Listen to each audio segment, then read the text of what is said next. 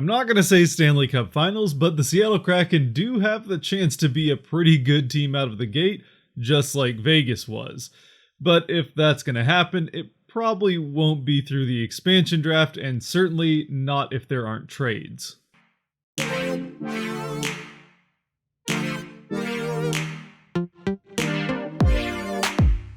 Yes, the time has finally come for me to do my own Seattle Kraken mock expansion draft. Now, this is going to be one of the longer videos I've done, so I'm not going to be going too in-depth on each one of the teams, as there are 30 that I have to get through, and I've also done a full series already going into each team in depth. So if there is a specific team that you're curious about and want to know more about that situation, then that video will be on my channel and you can check it out maybe after this one. With that said, as I have been doing those videos over the last 6 months, not all of them, especially some of the early ones, have aged particularly well, so I will give an updated protection list for each team before I make the pick. Then I'll pick a player from each team and also give a couple of other potential options that the Kraken could end up going with, but we are going to actually make a solid pick from each team. And finally, once all the picks are made, we will take a quick look at the roster and see how it stacks up in a few key areas compared to the rest of the league. But with that, let's get to the picks. Now, I've ordered this by position group and then alphabetically, so as we start on the forward end, I'm not starting with the guys that we're going to be talking about as part of the Kraken's potential first line. But with that being said, from the Columbus Blue Jackets, I have the Kraken taking Eric Robinson. He certainly isn't a particularly flashy pick, but when it comes to the Blue Jackets, honestly, there just aren't a whole lot of those to be had. For the Blue Jackets, not a lot has changed as far as their expansion draft outlook is concerned, at least up to this point anyway, but at the age of 25, Robinson is still a decent pickup. He skates pretty well for a guy at 6'2", and is a tough physical player that is pretty good at winning those puck battles against the boards, so he would fit pretty well into a bottom 6 role for the Kraken. When it comes to the Detroit Red Wings, a decision still has to be made here about who gets that 7th and final protection slot on the forward end. Now, I have changed my mind since I made the video about the Red Wings, and I now think it's more likely that Adam Erne ends up getting that spot, who I thought was going to be a good option for the Kraken to take. Instead, with Erne protected, this exposes Evgeny Svechnikov, who I think the Kraken will scoop up. Another pretty big forward at 6'3", Svechnikov is also on the younger end at 24 and currently set to be an RFA. He is also coming off of a pretty good season for the Red Wings where he put up 8 points in 21 games. So he still doesn't have a ton of NHL experience and may not figure into an opening day roster for the Kraken, even with them looking a little bit lighter as far as skill is concerned on the forward end,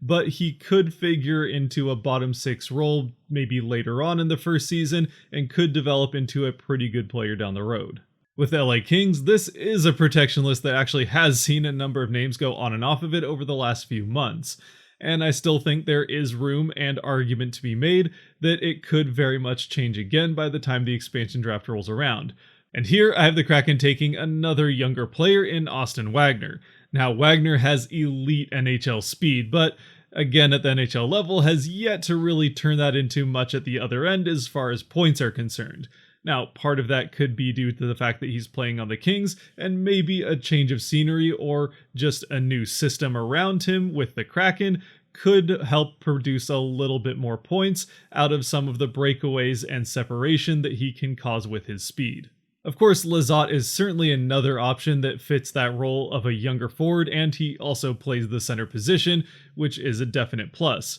However, Lizotte does not have a contract for next year, where Wagner does, so I think Wagner would be more likely to end up being selected, as the Kraken do have to take 20 players with contracts.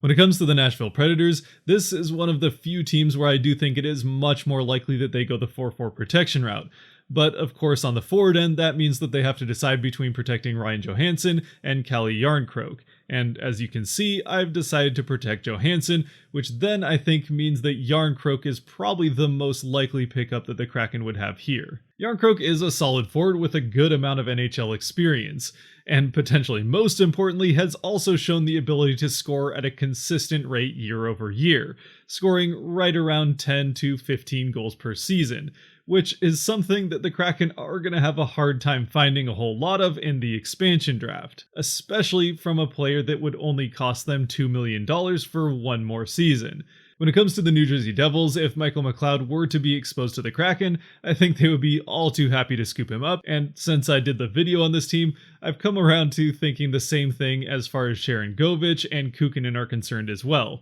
So then that opens up another younger guy to potentially be selected here in Nathan Bastian. At the age of 23, Bastian just got his first taste of substantial NHL action in this last season, playing 41 games. And while from a points production standpoint, he wasn't terribly impressive, scoring only 10 points in that time, he still does have potentially a bright future left ahead of him at the age of 23 and would fit well into the AHL, where he can hopefully develop a little bit more before coming up to the NHL. Of course, if the Kraken wanted a little bit more as far as NHL experience is concerned than what Bastian can offer, then Andreas Janssen could help with that, but considering he costs over $2.5 million more than Bastian, I think it's a little bit more likely that they go with a younger guy here to stay closer to that minimum to give themselves a little bit more wiggle room in free agency. And of course, the flashy pick here would be PK Subban, but I think the Devils would need to help out and sweeten the pot a little bit if Seattle was going to go that route. When it comes to the Islanders, I got some flack from some of their fans after that video for saying that they have a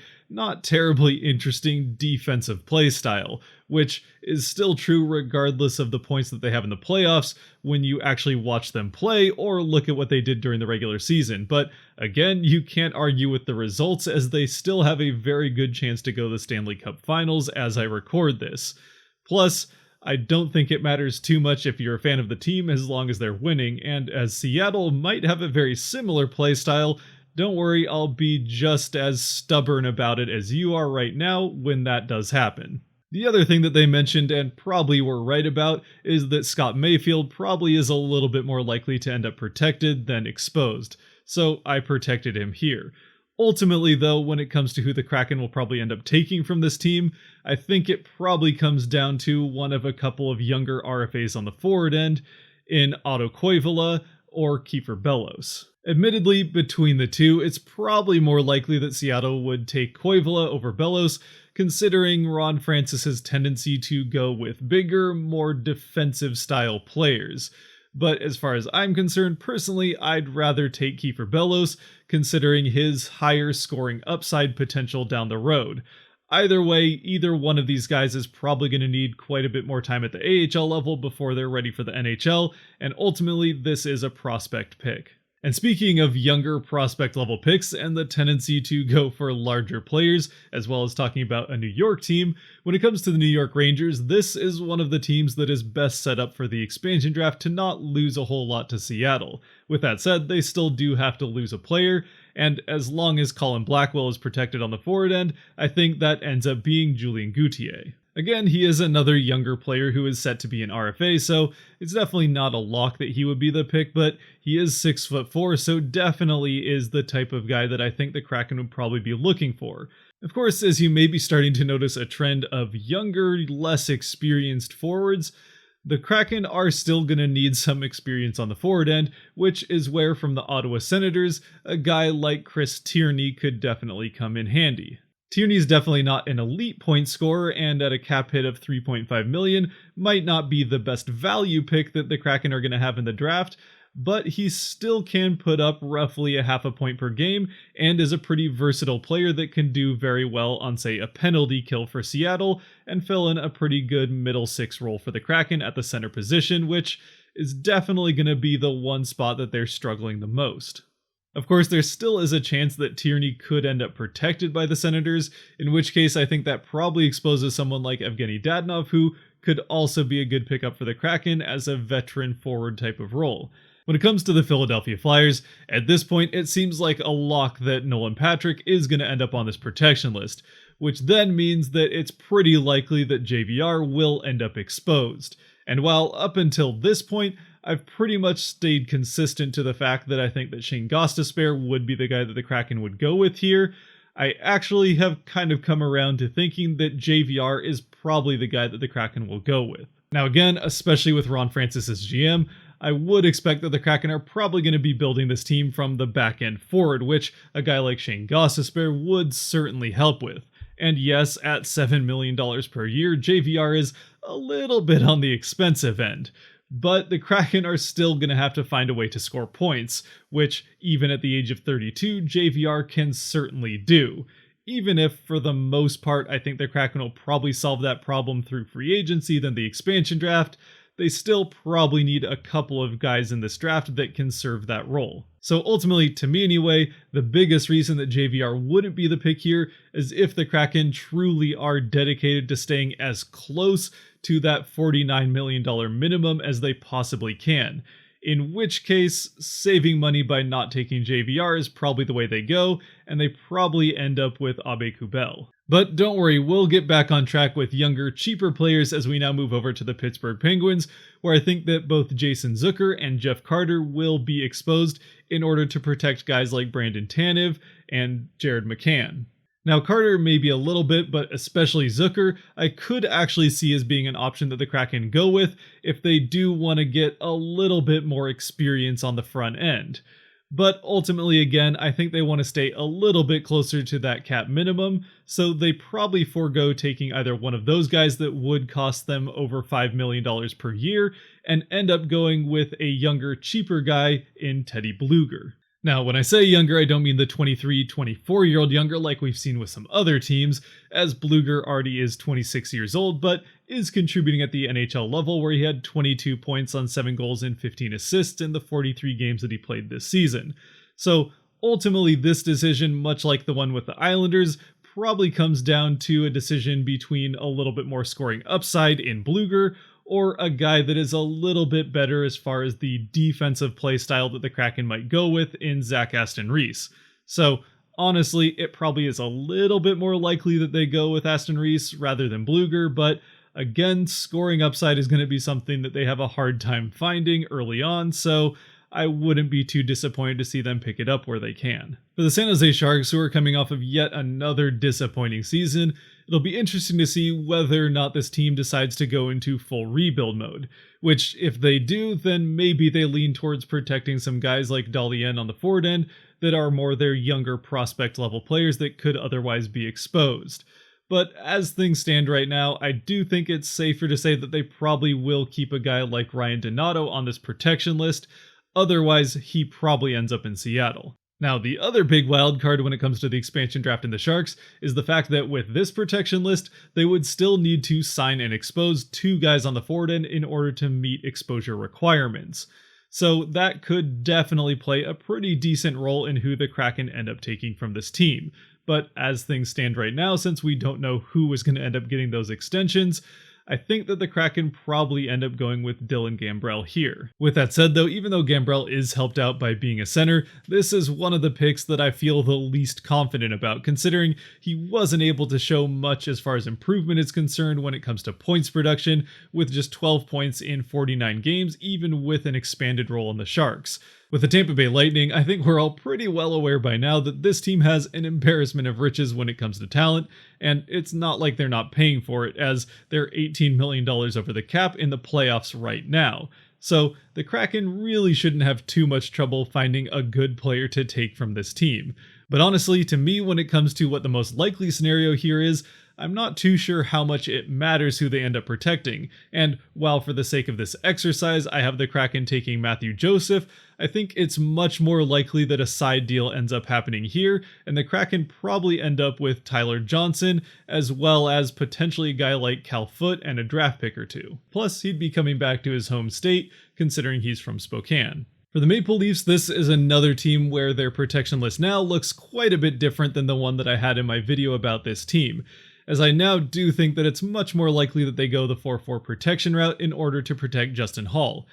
in which case that leaves both Kerfoot and Hyman exposed on the forward end. Now, Hyman is set to be a UFA, and he could still be staying with the Leafs, but he would probably have to take a team-friendly deal in order to do so, which he might be willing to. Otherwise, he's headed to free agency, and if the Kraken want him, they could take a swing at him there. So I think it's probably most likely that the Kraken end up going with Kerfoot here. Now yes, Travis Dermott is also a pretty good option that the Kraken could go with here from the defensive end, but ultimately picking Alex Kerfoot comes down to the fact that once again, forwards are going to be much harder for the Kraken to find in the expansion draft than defensemen, especially centers. So when it comes to picking a defenseman or a pretty good middle six center, I think the Kraken are much more likely to go with a center. When it comes to the Canucks, it's already hard enough to predict what Jim Benning is going to do from moment to moment, much less a potentially desperate Benning, which he definitely could be considering how the last season just went for the Canucks.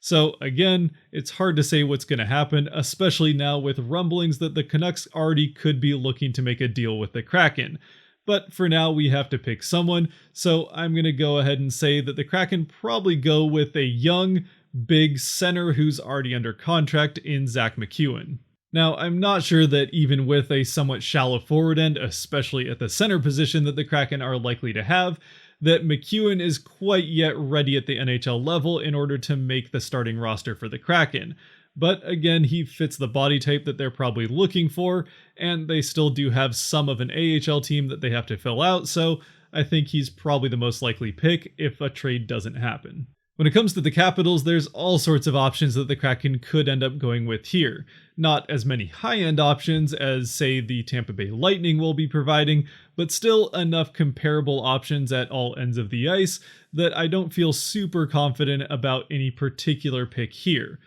In the end, I think that it probably comes down to either Connor Sherry or Daniel Sprong, depending on who ends up protected. So, as I protected Sprong here, I'm going to say that Connor Sherry ends up being the pick for the Kraken. As far as players with signed contracts for next year to meet exposure requirements, the Capitals have plenty of those, so again, there's plenty of guys that the Kraken could end up choosing from, including some on the defensive end, but probably the next most likely option to Sherry on the forward end would probably be in goal, where because of having to protect Ilya Samsonov, Vitek Vanacek would be exposed and could be a pretty decent option that the Kraken go with there. From a team that could offer the Kraken one of their hardest decisions to one of the teams that could offer them one of their easiest, when it comes to the Winnipeg Jets, ultimately the last thing we were waiting to see was whether or not they would end up protecting Adam Lowry or Mason Appleton, but considering Lowry just got a huge extension with a lot of term on it, I think it's pretty likely that they're probably looking to end up protecting him, which means that Appleton's on the outside looking in.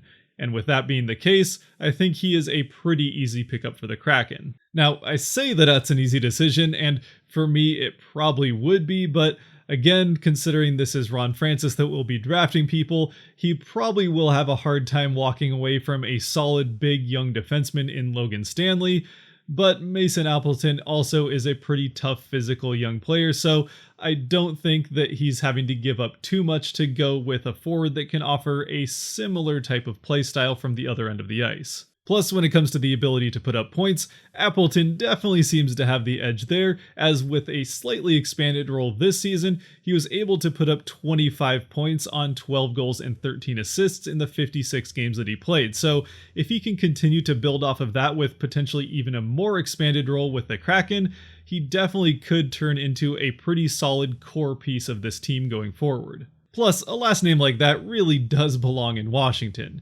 even if he is from Green Bay and is probably a Packers fan. Moving over now to the defensive end, we get started with the Anaheim Ducks, where honestly, there just are not a whole lot of particularly tempting options, especially on the forward end, unless they really wanted to go with a more experienced, more veteran forward that is a little bit more expensive.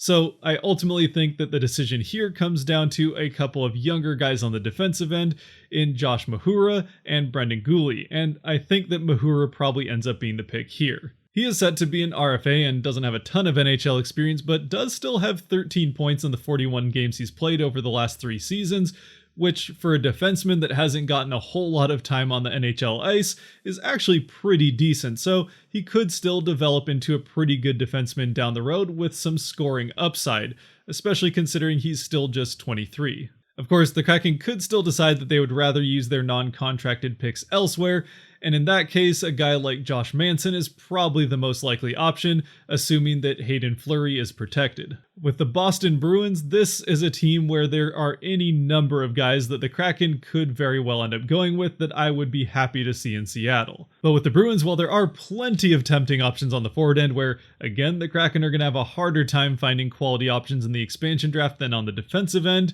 like for example Lazar, Kasha, or even Trent Frederick if he is in fact exposed, I think they're going to have a hard time passing up a guy like Jeremy Lauzon. He's a pretty good-sized and this year pretty physical defenseman that started to get some experience on the penalty kill for the Bruins and definitely could serve a similar role for the Kraken. Plus, he is a younger guy at just 24 who already has decent NHL experience and, more importantly, is under contract for next season, where he'll be set to be an RFA after that with some control for the team. But that's enough having fun looking at a team that the Kraken have plenty of players to choose from. So let's go back to a team without too many options in the Buffalo Sabres. Now, the Sabres also have a couple of pretty bad contracts that they're going to want help with, that this may be their only chance to get out from under. One in particular with Jeff Skinner, so it could be fun to dream that the Kraken may actually have a chance to start off their franchise with a guy like Sam Reinhart,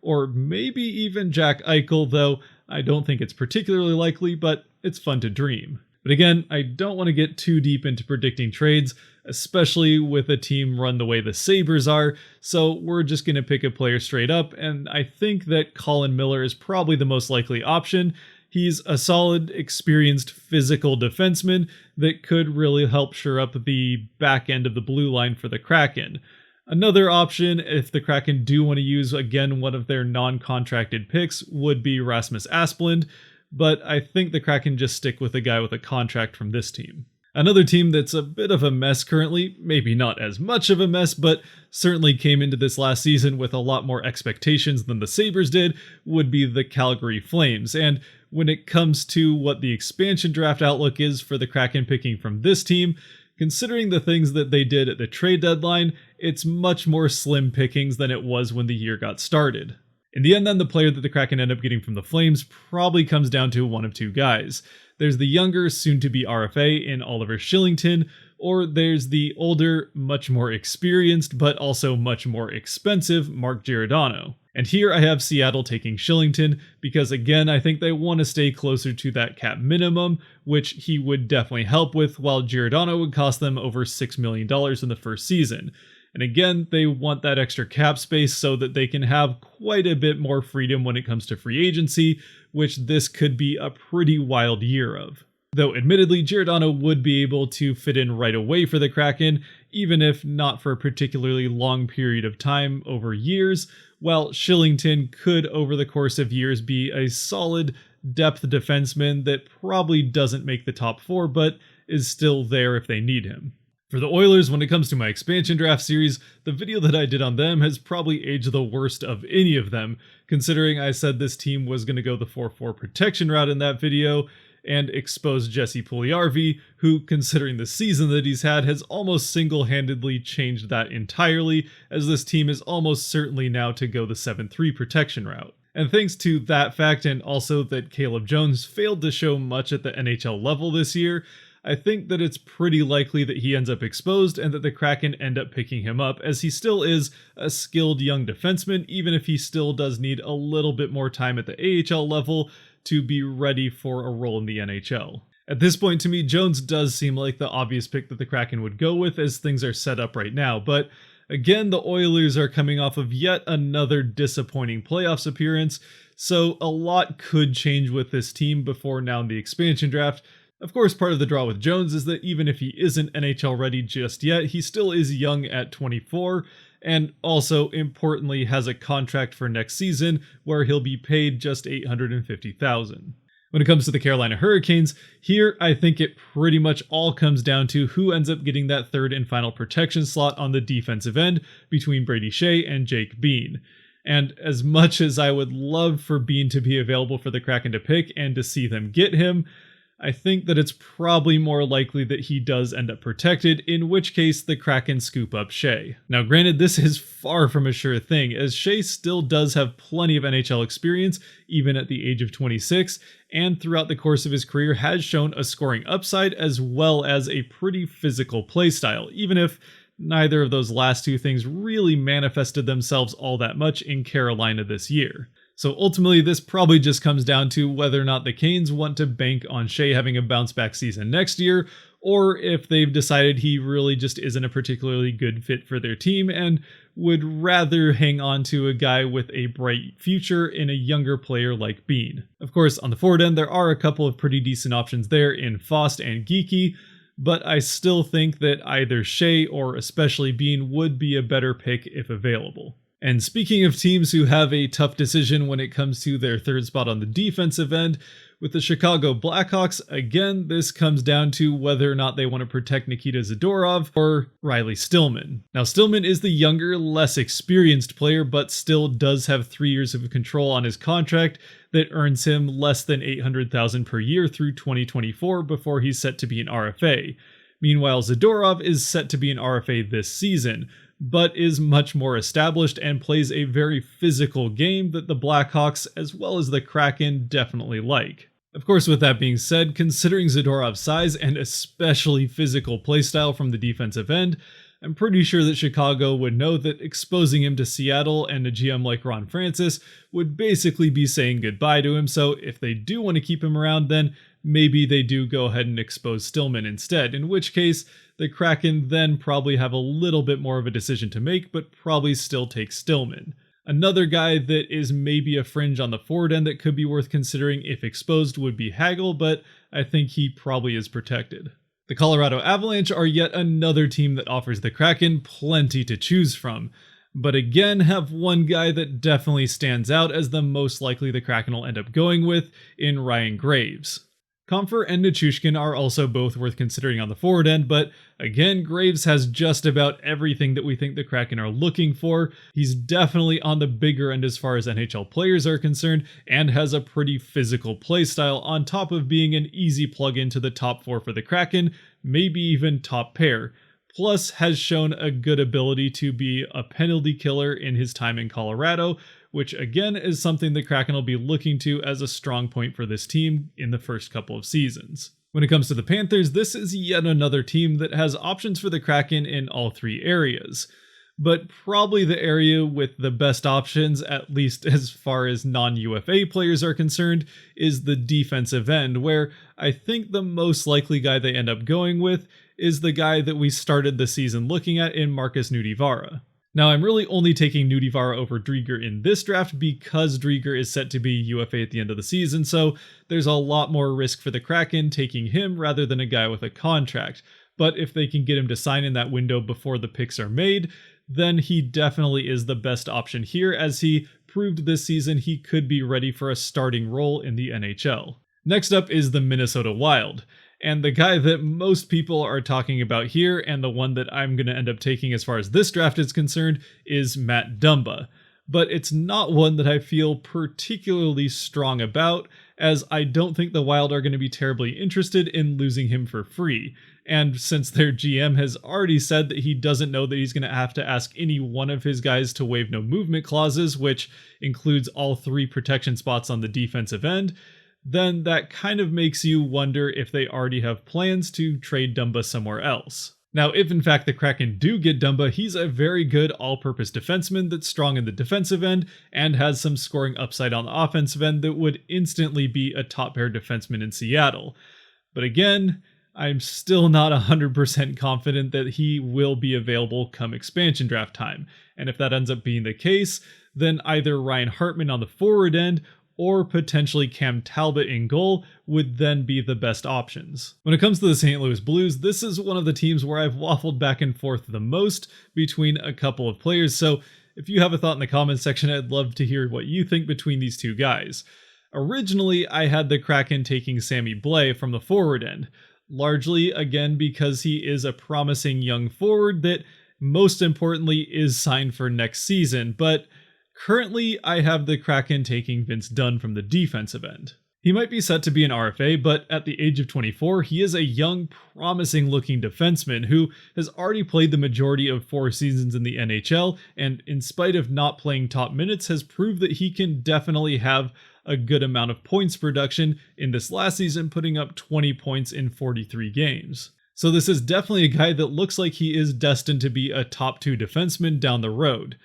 The big question is not whether or not he'll get protected though, it's whether or not he'll end up getting traded before the expansion draft happens. And if that does turn out to be the case, then this decision is made for us and the Kraken probably end up taking Sammy Blais. But for now, as he isn't traded, we'll be taking Vince Dunn. And that just leaves us with the goaltenders. And we've already talked about 3 potential possibilities in Vanecek from Washington, Drieger from Florida, and Talbot from Minnesota. But I don't have the Kraken currently taking any one of those 3, so then that leaves us with 3 others. And one guy that I think is pretty much a lock to be picked by the Kraken, he might even be the guy that I feel the strongest about them ending up with, would be Adin Hill from Arizona. At 25, he's already been in 49 NHL games, and throughout his NHL career so far, he's consistently been above a league average goaltender. Plus, at 6'6", he definitely fills the majority of that goal. And when it comes to Arizona, unless they wanted to expose Darcy Kemper for some reason, they don't have any way outside of a trade to protect Hill. So ultimately, especially with the lack of other options elsewhere with this team, he really is pretty much the best and maybe even only pick that the Kraken realistically have here. Next up from the Dallas Stars, I have the Kraken taking Antoine Hudobin. Now, for a long time with the Stars, I had them exposing and then Seattle taking Joe Pavelski, but I think it's much more likely at this point that he ends up exposed.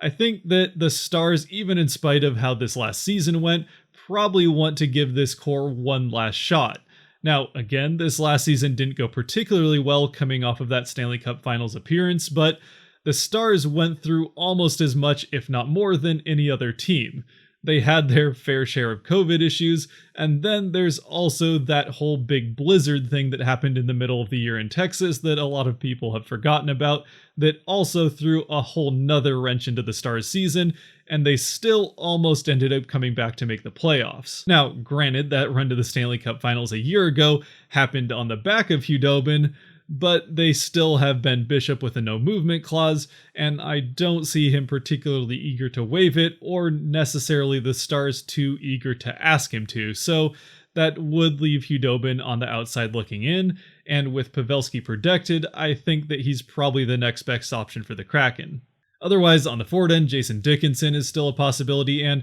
the Stars do still have to sign and expose one more guy on the forward end in order to meet exposure requirements, so if that ends up being Dickinson, then he definitely would be an alternative. And then finally, from the Montreal Canadiens, I have the Kraken taking Jake Allen. This is another guy that gets quite a bit of the attention when it comes to who this team will end up losing to Seattle in the expansion draft. And I don't think it's anywhere near as close to a lock as, say, Hill in Arizona, but I still do think this is the most likely option the Kraken will end up going, especially if they end up going the route of a 1A, 1B tandem type of situation in goal, which seems like the most likely way they'll end up going. There are a couple of options on the defensive end that the Kraken could go with here if, say, they were to take one of those other goaltenders we talked about rather than Allen, in which case Brett Kulak or Cale Fleury as a younger guy could definitely be picks for the Kraken here as well.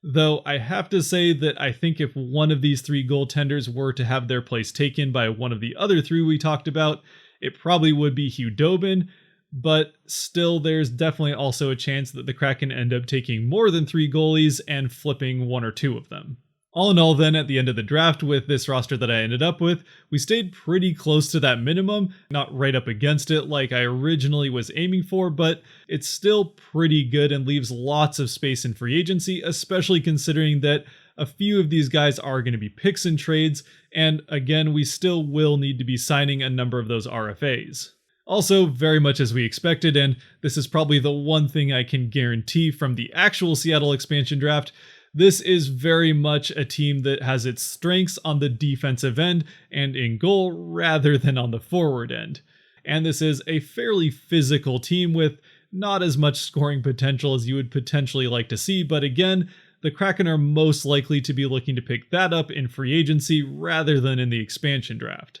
A couple of other things worth mentioning as far as size is concerned. Average height, we're right around the middle of the league at 6'1", and average weight, we're a little bit more towards the bottom half of the league at 198 pounds, but that's quite a bit more able to move up and down depending on the team's desires, so not quite as worried about that. And then finally, as far as average age is concerned, again, this is another one of the things that I would expect to hold pretty true come the actual expansion draft, and that is the fact that we are one of the younger teams in the NHL with an average age of 25.9, which would make the Kraken the third youngest team in the league as it stands right now. Still, this is probably a team that's looking to be pretty young, at least during the expansion draft. Now, like I warned you, we have gone pretty long in this video already, so we will save any more diving into depth with this team and any potential lines for a future video if that's something you would be interested in. So let me know about that down in the comments section. Otherwise, for now, we have reached the end of this one, so thank you very much for watching. If you did like or enjoy this video, there are buttons for that kind of stuff down below.